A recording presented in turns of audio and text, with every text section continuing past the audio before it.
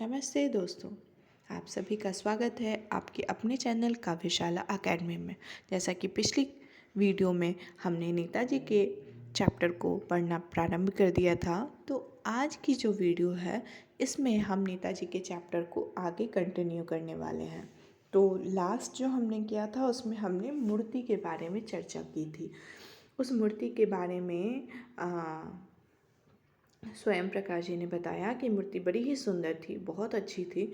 और जो drawing master यानी कि मोतीलाल जी हैं, उन्होंने बहुत कुछ अच्छा किया था, पर इस मूर्ति में एक चीज़ की कमी थी, यानी कि चश्मे का। वो जो चश्मा नेताजी पहना करते थे, वो चश्मा उसमें बना हुआ नहीं था, ऊपर से किसी ने लगा रखा था।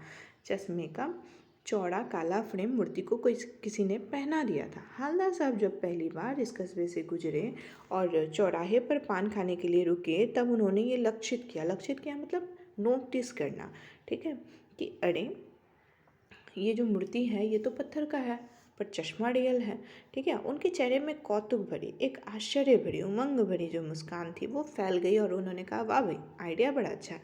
मूर्ति पत्थर की, चश्मा रियल। जी कस्बा छोड़कर आगे बढ़ गई, तब भी हवलदार साहब यही सोचते रहे कि अरे ये कैसा आइडिया था। और अंत में इस निष्कर्ष पे पहुँचे, इस कंक्लूज़न पर पहुँचे कि कुल मिलाकर कस्बे के नागरिकों का ये प्रयास सराहनीय है, ठीक है। मतलब अप्रिशिएट करने लायक है कि भले मूर्तिकार ने मूर्ति में चश्मा ना बनाया हो, लेकिन कस्बे के लोग बड़े अच्छे हैं, बड़े अच्छे उनके कर्म हैं, उनकी सोच बहुत अच्छी है, उनकी देशभक्ति मजबूत है, तभी तो उन्होंने बिना चश्मे का मूर्ति को रहने नहीं दिया। महत्व मूर्ति के रंग रूप और कद की नहीं है, उस भावना की है, जो देश की भक्ति वाली भावना आजकल लोगों के लिए केवल मजाक हो गई है, ठीक है। दूसरी बात, जब हवलदार साहब फिर उधर से गुजरे तो उन्होंने मूर्ति में कुछ अंतर देखा। क्या देखा? देखा, अरे ये तो चश्मा दूसरा लगा हुआ है। पहले मोटे फ्रेम वाला चौकोर चश्मा था, अब गोल फ्रेम वाला चश्मा हो गया। हवलदार साहब का कौतुक यानी कि आश्चर्य और बढ़ गया। उनको लगा, अरे भाई, बहुत अच्छा आइडिया है। अब क्या हो रहा है, मूर्ति कपड़े नहीं बदल सकती, लेकिन मूर्ति चश्मे बदल रही है। इनके लिए ये बड़ा इंटरेस्टिंग सा होता जा रहा था। तीसरी बार फिर नया चश्मा था। अब हवलदार साहब को आदत ही पड़ गई थी, जब भी हवलदार साहब जो हैं कस्बे से गुजरते, वो पान खाने के लिए रुकते और मूर्ति को ध्यान से देखते। एक बार जब कतूहल दुर्दमनीय हो गया, दुर्दमनीय मतलब जिसका दमन ना किया जा सके, मतलब एक तुम्हारे मन में एक जिज्ञासा आ गई है कि मुझे जानना ही है कि आखिर ये हो कैसे रहा। तो पान वाले से ही पूछ लेते कि अरे भाई, तुम्हारे नेताजी का जो चश्मा है वो हर बार बदल कैसे जाता है। बस पान वाला जो था उसने तो मुंह में पान डसा हुआ था।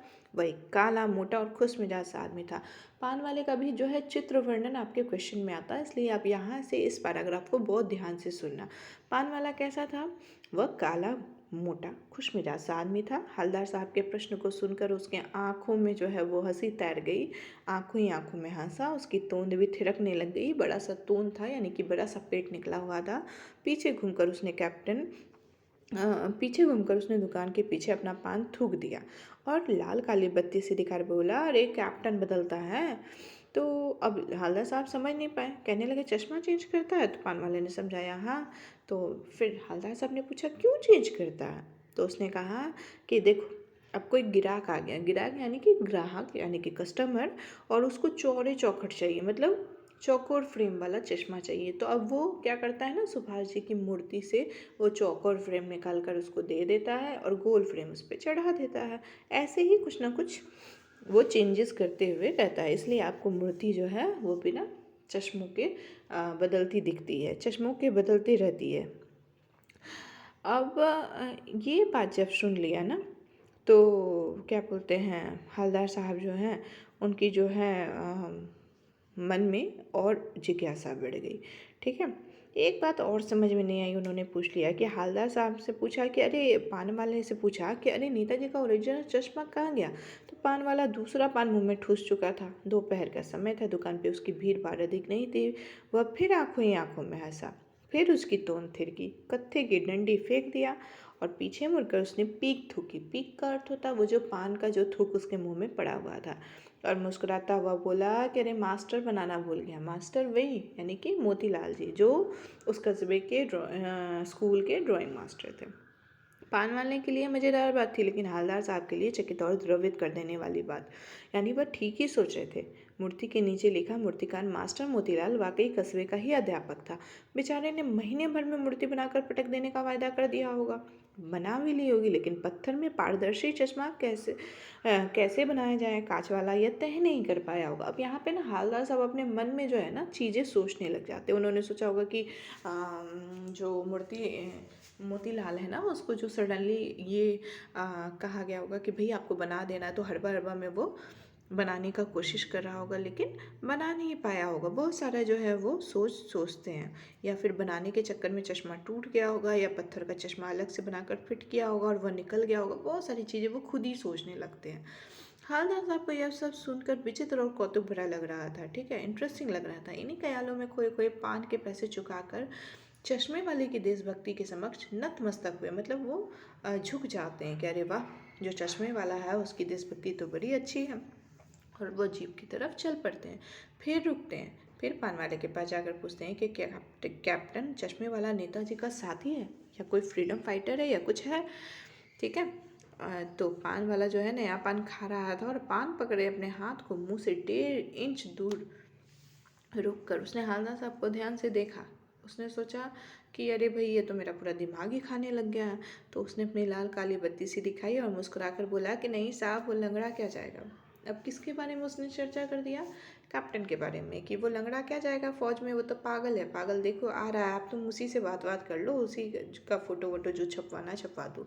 हालदार साहब को पान वाले द्वारा देशभक्त का इस तरह से मजाक उड़ाया जाना अच्छा ही नहीं लगा। मुड़कर देखा तो वो अवाक रह गया, क्योंकि जिस कैप्टन की बात हो रही थी वो सच में क्या था, अपाहिज था, और बूढ़ा बुजुर्ग सा व्यक्ति था। हाथ में जो है वो चश्मे का बांस लिया हुआ था और गांधी टोपी लगा रखी थी, आंखों पर काला चश्मा था। ठीक है, और वो किसी तरह से आया। उसने क्या किया, वो नेताजी की जो ये थी ना फ्रेम, फिर से बदल दी।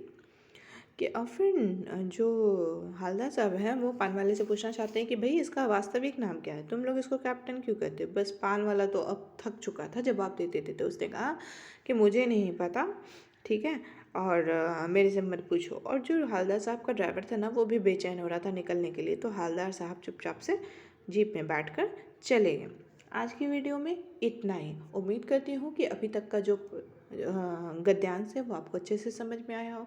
और अगर आपको अच्छी लग रही है वीडियो, तो प्लीज़ इस चैनल को लाइक करें, शेयर करें, सब्सक्राइब करें। हमें आपके सपोर्ट की बहुत ज़रूरत है, और इस वीडियो को प्लीज़ अंत तक देखना। धन्यवाद दोस्तों।